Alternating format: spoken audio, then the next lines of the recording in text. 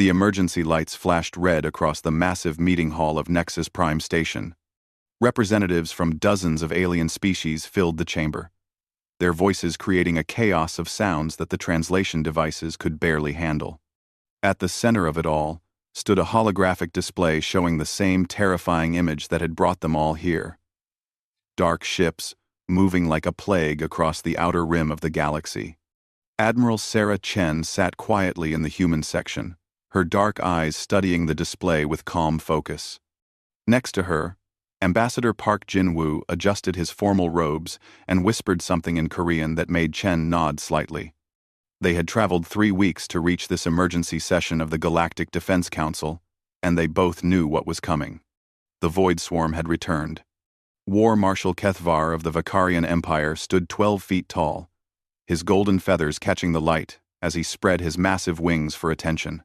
His voice boomed across the chamber like thunder from a storm cloud. "Fellow warriors of the galaxy," Kethvar declared, his translator making his words sound formal and proud. "The ancient enemy has awakened from its long sleep.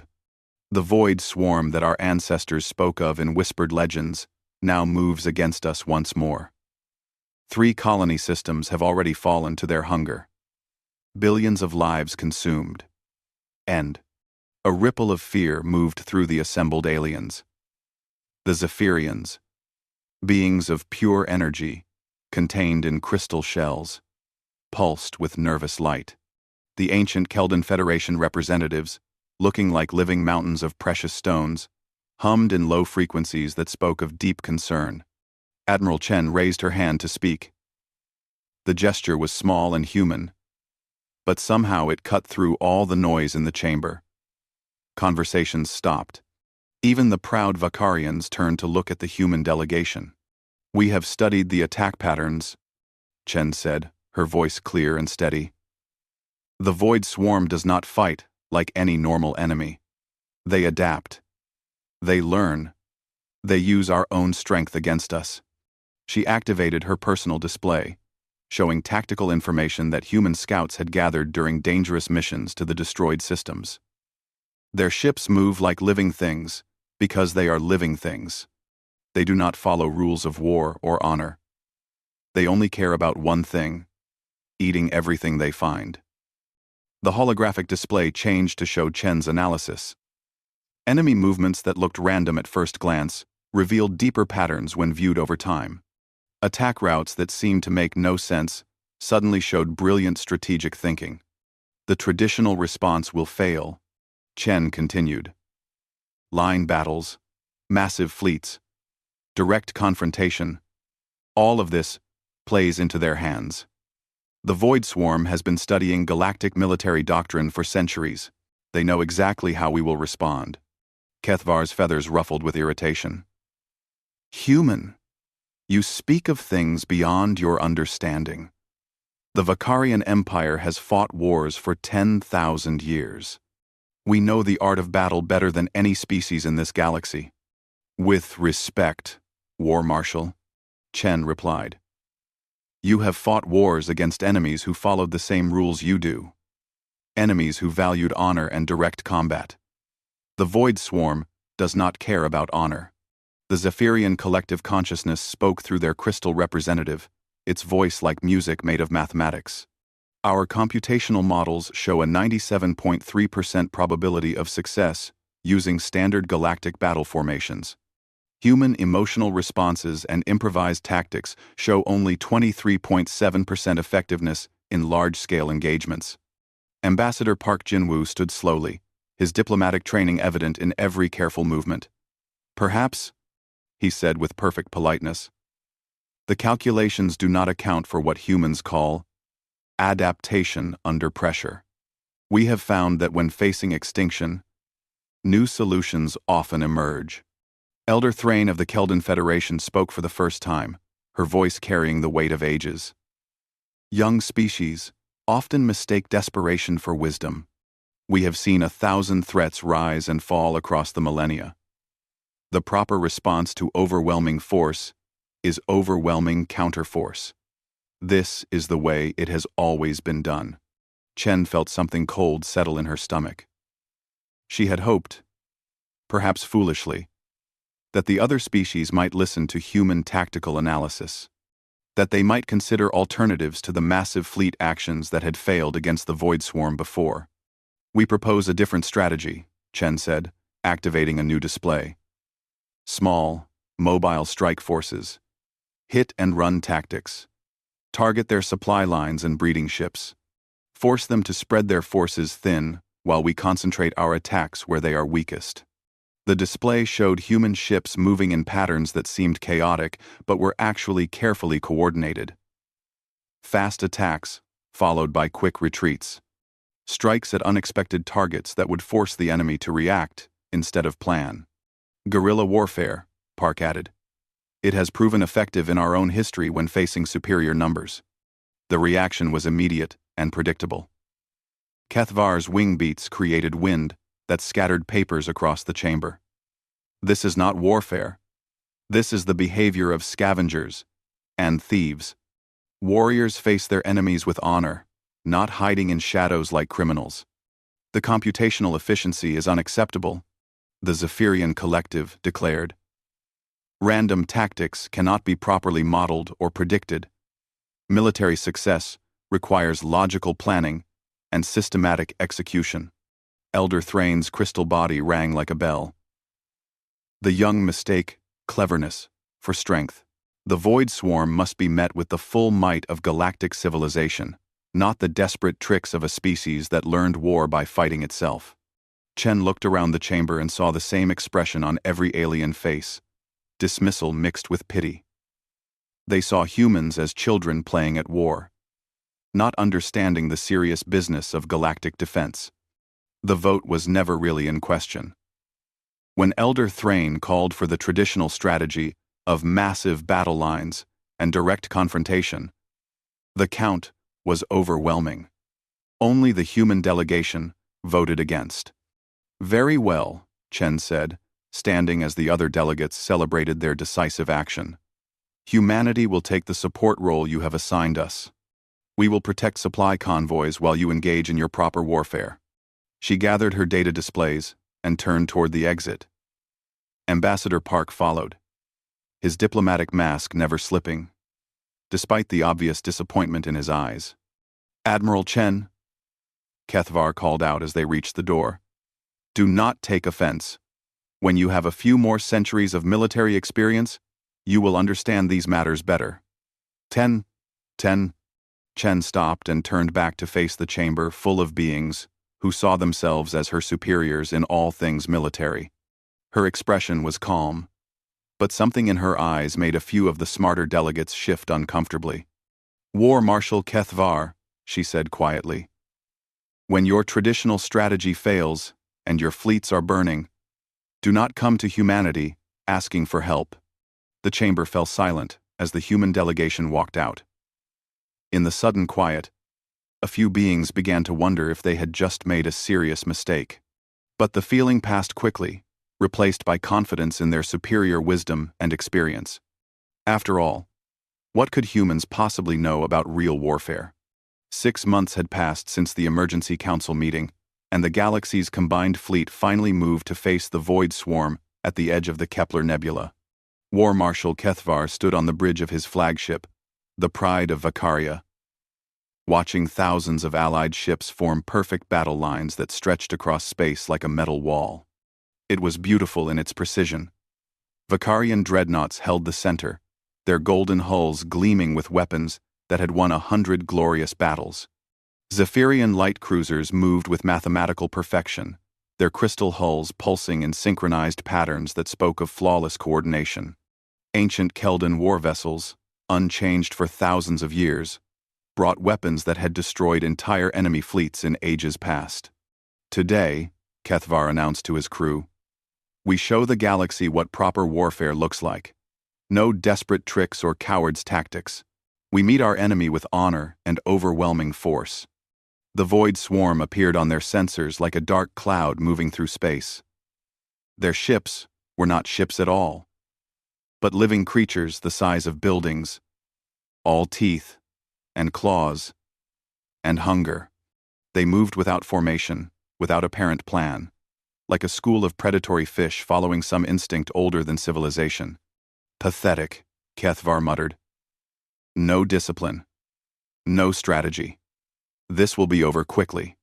The Zephyrian fleet commander's voice came through the communication system, musical and confident. All units confirm readiness. Computational models predict total victory within 4.7 hours with minimal losses. The enemy shows no tactical sophistication. Elder Thrain's ancient voice echoed from the Keldan fleet. Let them come. We have faced such swarms before, in the early days of our civilization. Brute force always falls to superior technology and experience. The first engagement began exactly as galactic doctrine demanded. The Allied fleets opened fire with concentrated volleys, their weapons lighting up space like artificial stars. Thousands of void swarm creatures died in the opening moments. Their biomatter scattered across the vacuum. For exactly 17 minutes, everything went according to plan. Then the swarm began to adapt. The creatures that survived the first volley moved differently when the second wave of fire came. They scattered and reformed, avoiding the heaviest concentrations of weapons fire. Their movements became more complex, more coordinated, as if they were learning from watching their companions die. Impossible, the Zephyrian fleet commander reported, confusion clear in their musical voice. The enemy is adapting faster than our computational models predicted. They are changing their behavior patterns in real time. Kethvar watched in growing horror as the swarm flowed around his battle formations like water finding cracks in stone. The perfect lines that had worked for thousands of years became death traps as the enemy refused to fight properly. Instead of meeting the Allied fleet head-on in honorable combat, the swarm creatures darted between the larger ships, attacking weak points and communication arrays. Stand your ground, Kethvar ordered his fleet. Maintain formation. They cannot stand against our firepower if we hold the line. But the Void Swarm was not trying to stand against their firepower. The creatures were doing something that violated every principle of civilized warfare. 2. They were thinking. Each time the Allied forces adapted their tactics, the swarm adapted faster. Each time a weapon proved effective, the surviving creatures developed countermeasures. The Zephyrian light cruisers, built for perfect coordination and mathematical precision, found their synchronized movements turned against them. The swarm had learned to predict their patterns, striking at exactly the moments when the crystal ships were most vulnerable during their coordination cycles. Our computational models are failing, the Zephyrian commander reported, panic creeping into their normally calm voice. The enemy behavior does not follow any logical pattern we can analyze. They seem to be operating on principles we do not understand. The ancient Keldan war vessels fared no better. Their weapons, unchanged for millennia, because they had always worked, proved useless against an enemy that evolved with each passing hour. The creatures learned to avoid the killing zones of Keldan energy weapons, attacking from angles that the ancient ships could not defend. Elder Thrain's voice came through the communication system. No longer confident. This is not how battles are supposed to proceed. The enemy shows no respect for proper military engagement. They fight like wild animals. Because they are wild animals, Kethvar realized too late. They do not care about honor or proper tactics. They only care about feeding. The battle became a nightmare. Ships that had been the pride of galactic civilization were torn apart by creatures that refused to die properly. Veterans of 100 campaigns found themselves helpless against an enemy that broke every rule of warfare they had ever learned. The pride of Vicaria shuddered as swarm creatures attached themselves to its hull, using bioacid to eat through armor that had never been breached. Kethvar watched his beautiful ship being consumed by monsters that treated it like food rather than a symbol of military might. All units, fall back, he finally ordered, his pride cracking like his ship's hull. Retreat to secondary positions. But there were no secondary positions. The swarm had anticipated the retreat routes, flowing around the Allied fleets like a living trap. Ships that tried to escape found themselves cut off and surrounded. Those that stood to fight were overwhelmed by creatures that seemed to multiply even as they died. The communication channels filled with desperate calls for help. Proud species that had looked down on human tactics now begged for any solution, any idea that might work against an enemy that refused to be defeated by traditional means. "Where are the humans?" someone asked over the emergency channel. "Can we contact their fleet?" The answer came from Admiral Chen's voice, calm and clear despite the chaos around them. "Human forces have withdrawn from the engagement zone, as requested by the Galactic Defense Council. We were assigned to protect supply convoys, not participate in primary combat operations." "We need help," Kethvar found himself saying, the words bitter in his mouth. "Our tactics are not working." Crowed. "We offered our tactical analysis 6 months ago," Chen replied. "It was rejected. We suggested alternative strategies. They were dismissed." The council was very clear that human input was not welcome in serious military planning. The communication channel fell silent except for the sounds of ships dying and crews screaming. The galaxy's greatest military minds had gathered their most powerful fleets, and they were being destroyed by an enemy they could not understand or defeat. "Admiral Chen," Elder Thrain's ancient voice pleaded, "surely you will not abandon your allies in their hour of need." "Admiral Chen." Chen's response was quiet but final. "We tried to help. You chose your path. Now you must walk it to the end." On Earth and its colonies, human ships quietly pulled back from all galactic military operations. Admiral Chen issued orders that would change everything. Protocol 7 is now in effect. Humanity will defend its own territory independently. All cooperation agreements with galactic forces are suspended.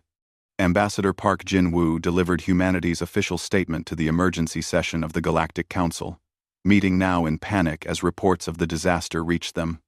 Earth hereby withdraws from all military cooperation agreements. We will handle our own defense. The galaxy has made its position clear regarding human military capabilities. Very well. We will prove those capabilities alone. In the depths of space, the Void Swarm finished consuming what remained of the galactic fleet. For the first time in eons, they had fed well. But their ancient hunger was never satisfied. Long-range sensors detected new targets, systems that belonged to the strange species that had not participated in the feast. The swarm turned toward human space, eager to taste something new. They had no idea what they were about to encounter.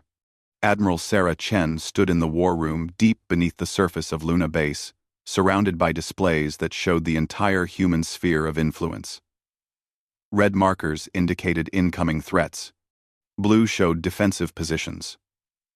Green marked evacuation routes that looked like retreat to outside observers but served a very different purpose. Protocol 7 is active across all human territories, General Kim Min-jun reported, his scarred face serious as he updated the tactical situation. Every colony has confirmed receipt of orders. Every ship captain knows their role. Every civilian has been briefed on emergency procedures. Chen nodded, studying the approaching swarm markers on the main display. The galaxy thought humans were running away. They saw civilian transports leaving the outer colonies and assumed cowardice. They had no idea those ships carried the most dangerous cargo in human space. Weapons too brutal to use against civilized enemies. Too effective to share with allies who might someday turn them against Earth. "What about the evacuations from New Sol Colony?" Chen asked. "Complete," replied Captain Park Sujin from her position at the communications console. "All civilian populations are now in hardened underground facilities. Surface installations have been converted to military use only." Chen allowed herself a small smile. "And the observers? Galactic monitoring stations still show massive refugee movements," General Kim reported. "They believe we are abandoning our outer territories in panic. Intelligence suggests they expect us to fall back to Earth and prepare for a final defensive action around our home system." "Good. Let them think that." Chen activated a new display that showed the real situation. What looked like panicked evacuation was actually the largest military redeployment in human history. Civilian transports were indeed moving people to safety, but they were also carrying military equipment, weapons, stockpiles, and specialized personnel to positions the galaxy had never seen before. Colonel Elena Rodriguez entered the war room, still wearing the black armor of Special Operations Command. Deep reconnaissance mission is complete, Admiral. We have detailed intelligence on void swarm behavior patterns, biological composition, and tactical preferences. Chen turned to face the colonel. And they are intelligent, but not in the way the other species understand intelligence, Rodriguez explained. The swarm operates on collective consciousness principles, but with individual units capable of independent adaptation. They have been studying galactic military doctrine for centuries, which is why traditional tactics fail so completely. But they have never encountered human military doctrine, General Kim added with satisfaction. Exactly, Rodriguez confirmed. They know how the Vicarians fight with honor and direct confrontation. They understand Zephyrian computational warfare and Keldan ancient strategies. But they have never seen what humans do when we stop trying to be civilized. Chen activated another display, showing the historical archives that other species preferred to ignore. Human military history was a catalog of innovations born from desperation, tactics created by beings who fought not for honor, but for survival. From ancient guerrilla campaigns to modern asymmetric warfare, humans had developed methods that more civilized species found disturbing. The galaxy calls our methods crude, Chen said quietly. They say we lack honor, that we fight like animals when pressed. They are not entirely wrong, but they miss the important point, General Kim added. When facing extinction, fighting like an animal is exactly what keeps you alive. Captain Park pulled up intelligence reports from the destroyed galactic fleet. The Void Swarm consumed everything they encountered. Ships, crews, entire battle stations. They adapt to any conventional tactic within hours of first contact. But adaptation requires understanding, and you cannot understand what you have never encountered before. Chen studied the reports with professional interest. The swarm had indeed learned to counter every standard galactic military response. They knew how to break battle lines, how to disrupt coordination patterns, how to turn overwhelming firepower against itself. But all of their knowledge was based on enemies who followed rules. What is the status of Project Nightmare? Chen asked. Rodriguez smiled grimly. All systems operational. Bioweapons Division has completed field testing. Psychological warfare protocols are ready for deployment. The Ethics Committee has been suspended for the duration of the emergency. Chen nodded. During peacetime cooperation with galactic allies, humans had been careful to hide their more questionable military capabilities. Biological weapons, psychological warfare, planet-killer devices, and tactics that violated every civilized convention of war. All of it locked away because other species were not ready to know what humans kept in reserve for true emergencies. And the civilian preparations? Every human child over the age of 12 has basic combat training, General Kim reported. Emergency protocols include mandatory military service for all adults. Civilian infrastructure has been converted to military production. We estimate 90% of human space is now operating under total war conditions. Captain Park highlighted new intelligence from deep space monitors. First Void Swarm scouts have entered the outer edge of human territory. They are moving slowly, probably expecting the same easy victory they achieved against the galactic fleet. Chen watched the enemy markers creep closer to human positions. And our response? Ready and waiting, Rodriguez confirmed. First contact teams are in position. They understand the mission parameters. No survivors, no witnesses, no evidence left behind for the swarm to study. Chen activated the final display, showing human ship positions that seemed random to outside observers, but followed patterns developed in centuries of brutal conflict. Ships hiding in asteroid fields, weapons platforms disguised as mining equipment, civilian stations that could reveal hidden armaments at a moment's notice. The galaxy thinks we are primitive because we learned war by fighting ourselves, Chen said to the assembled officers. They do not understand that this makes us stronger, not weaker. Every human military innovation was tested in real combat against other humans. Every tactic was refined through actual warfare, not theoretical exercises. They fight for honor, for logic, for ancient tradition, General Kim added. We fight to win. The first alert came from the outer perimeter stations. Void Swarm scouts had made contact with a human patrol vessel near the mining colony on Kepler 442b. The engagement was brief. Exactly 17 minutes, according to the mission clock. When the combat reports came in, even the experienced officers in the war room looked surprised. 0 human casualties. Complete enemy elimination. No swarm vessels had escaped to report back to their collective consciousness. How? Captain Park asked. Rodriguez pulled up the engagement data. The patrol ship captain followed standard human first contact protocols for unknown hostiles. He did not engage in honorable combat or attempt to study enemy tactics. He simply destroyed everything that looked dangerous, using the most efficient methods available. Chen studied the tactical analysis. The human captain had used mining charges to create an artificial asteroid field, forcing the swarm scouts into a kill zone where concentrated fire could eliminate them before they could adapt. Simple, brutal, effective, and completely unlike anything the swarm had encountered before. Signal all units, Chen ordered. Phase 1 is complete. The swarm now knows we exist, but they do not know what we are. Phase 2 begins immediately. Across human space, ships that had been hiding revealed themselves. Weapons that had never been tested against galactic allies powered up for the first time. Soldiers who had trained for this moment their entire lives took positions on a dozen different worlds. The galaxy had dismissed human military capabilities as crude and primitive. The Void Swarm was about to learn the difference between crude and effective. For the first time in eons, the swarm was about to encounter an enemy that did not fight fair. The news spread across the galaxy faster than the speed of light itself.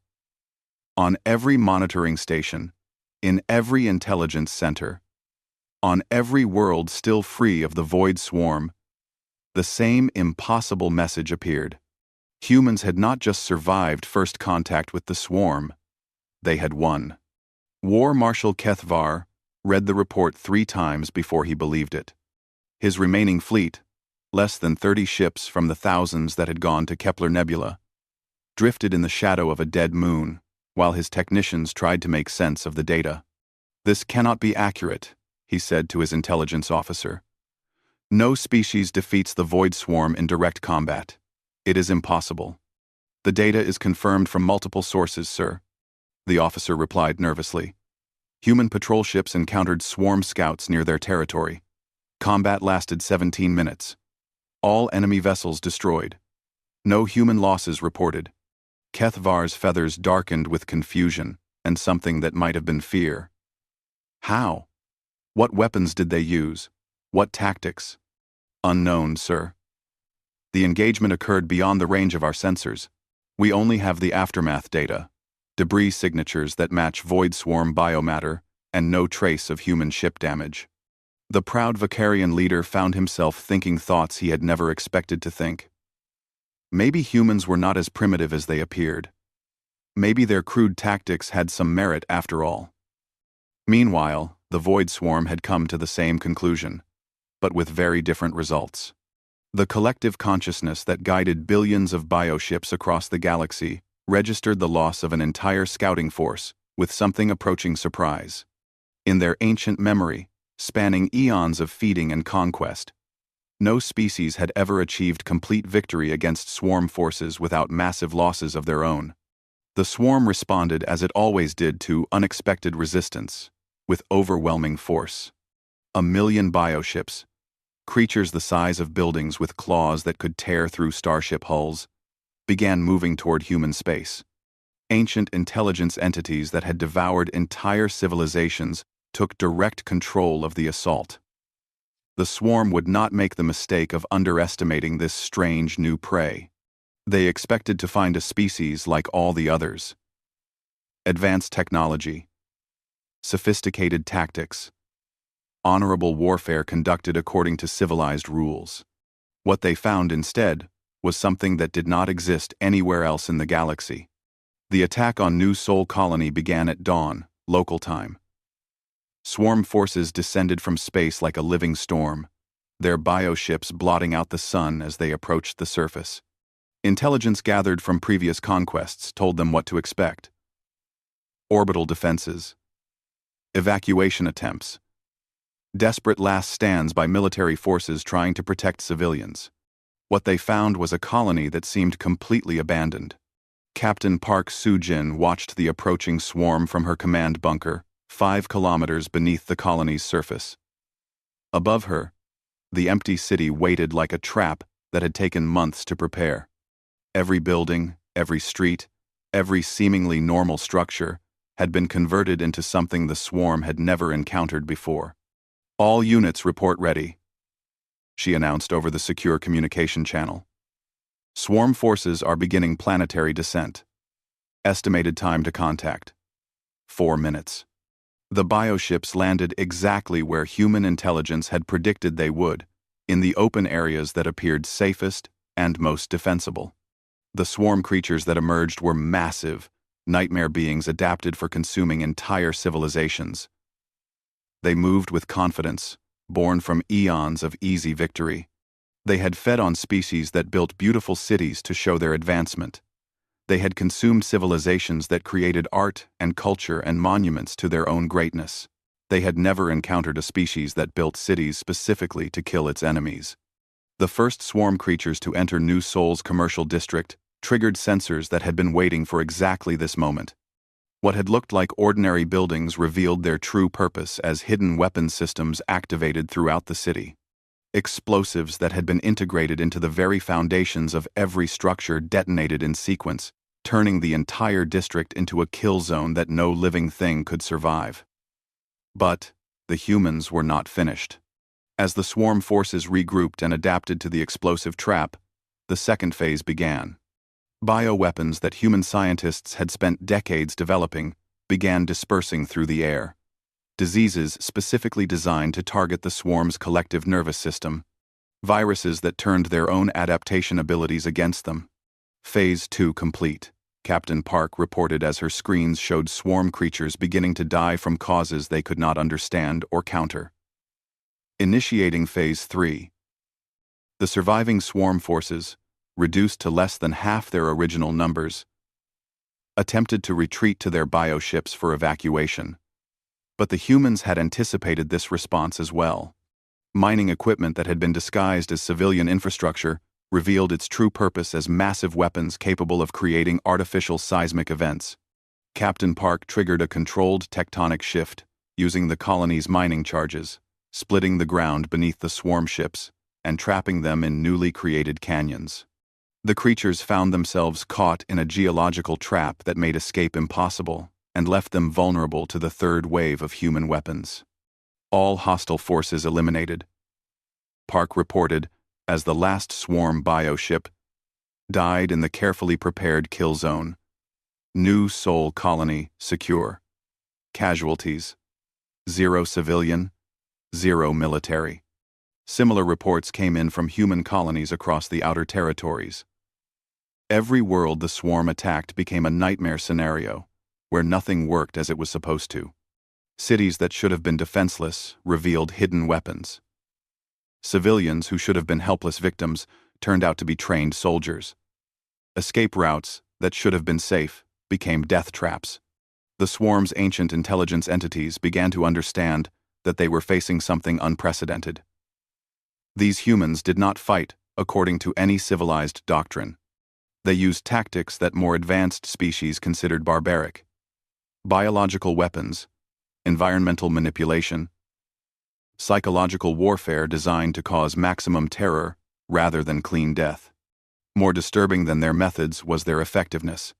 Every engagement resulted in complete human victory and total swarm destruction.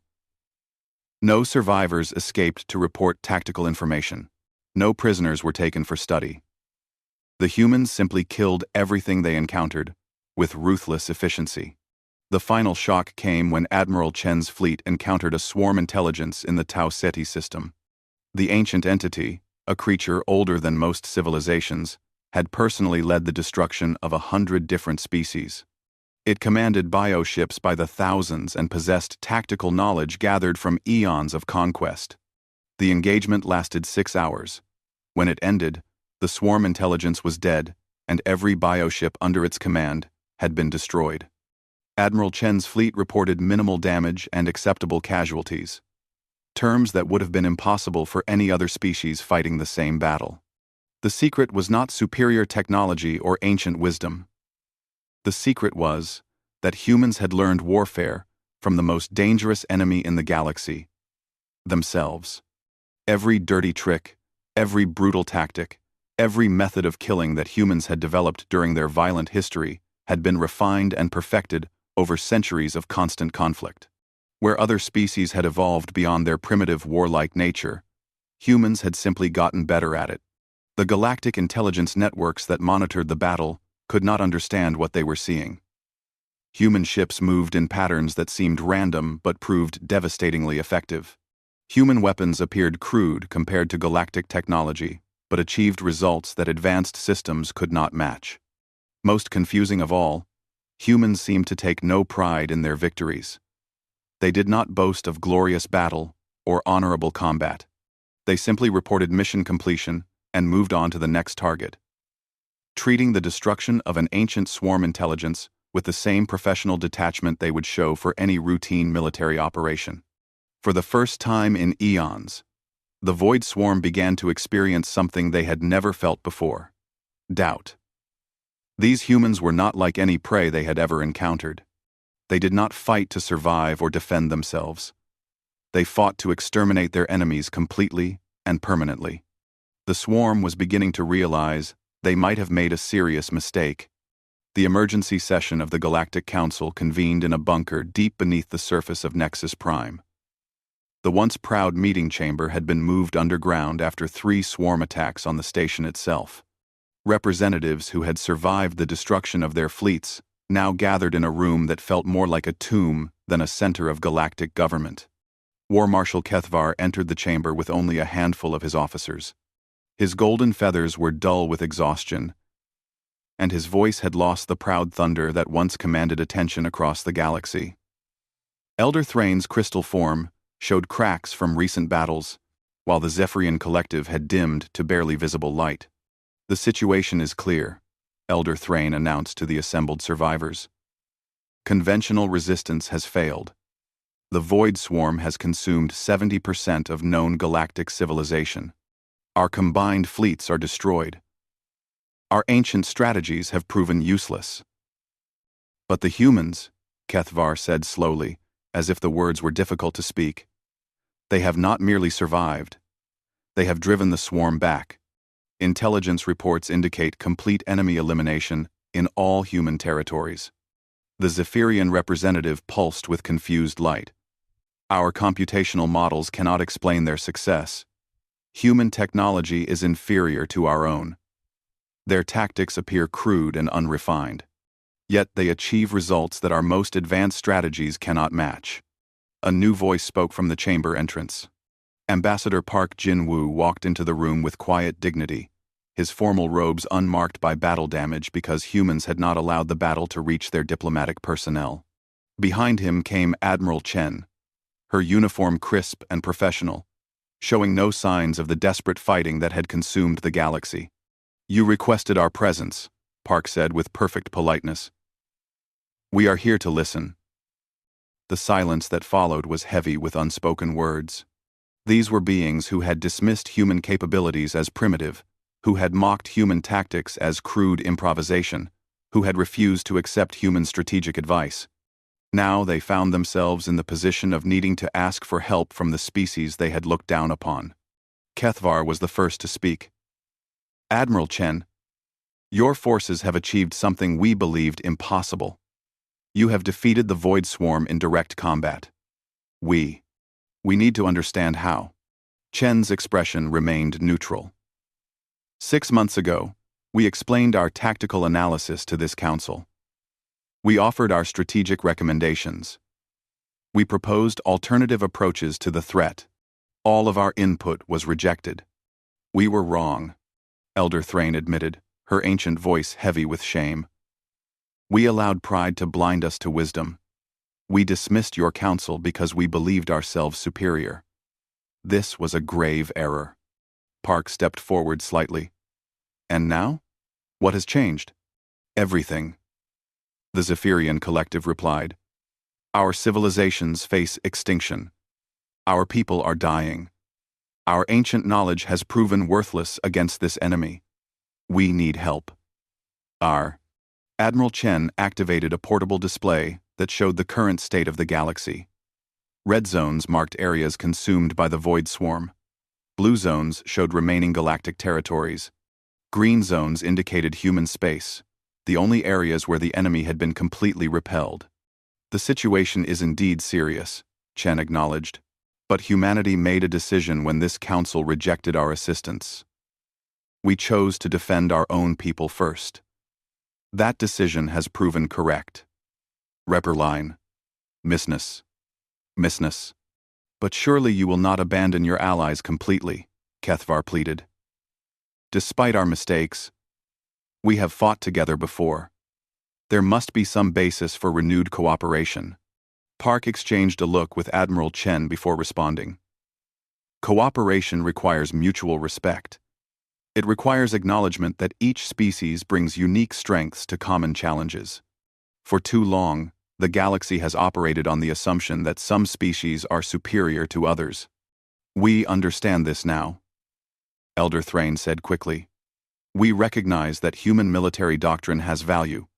We are prepared to accept human leadership in military matters. Leadership? Chen repeated with a slight smile. You misunderstand. We are not offering to lead your forces. We are offering to teach you how to fight.